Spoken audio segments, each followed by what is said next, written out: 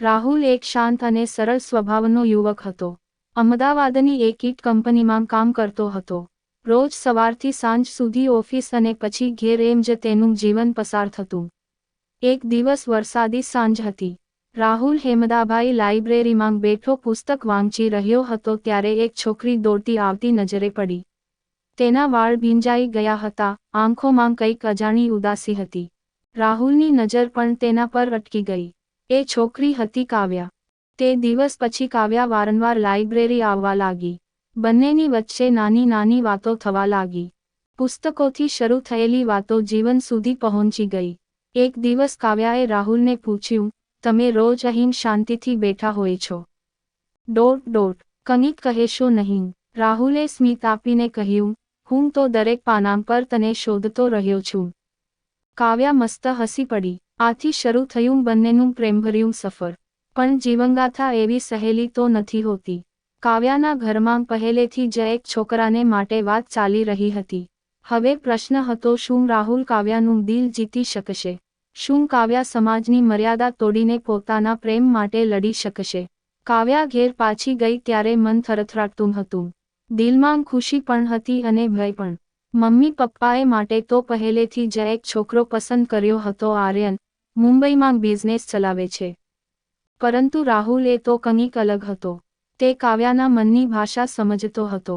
તેના સપનાને સમજતો હતો. એક સાંજ કાવ્યાએ હિંમત કરીને પોતાના મમ્મી પપ્પાને કહ્યું, મને કોઈ બીજું નથી જોઈએ.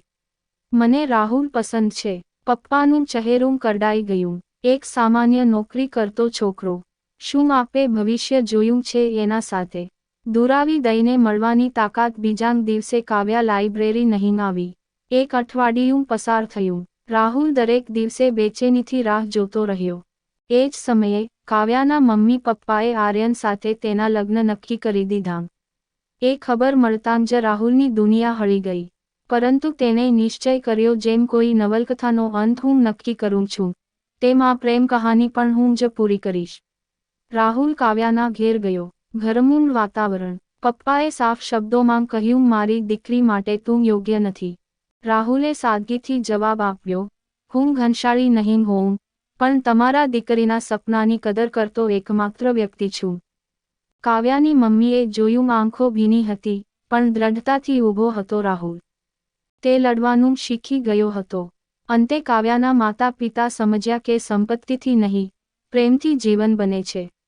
લગ્ન આર્યન સાથે નહીં, હવે રાહુલ સાથે થવાનું નક્કી થયું. લગ્નના દિવસે કાવ્યાએ રાહુલને પૂછ્યું, તમને ખબર છે, તે પ્રથમવાર જ્યારે તું મને જોઈ રહ્યો હતો, એક ક્ષણે મારું દિલ પણ તરબતર થઈ ગયું હતું. રાહુલે હસીને કહ્યું, અને આજે આપણું પ્રેમ એ અસલ વરસાદ બનીને વરસી રહ્યો છે. અંત. પ્રેમ જીતે છે જ્યારે દિલ સાફ હોય. આવી જ સ્ટોરી સાંભળવા માટે ચેનલને સબસ્ક્રાઇબ અને વિડીયોને લાઇક કરજો મિત્રો. ધન્યવાદ.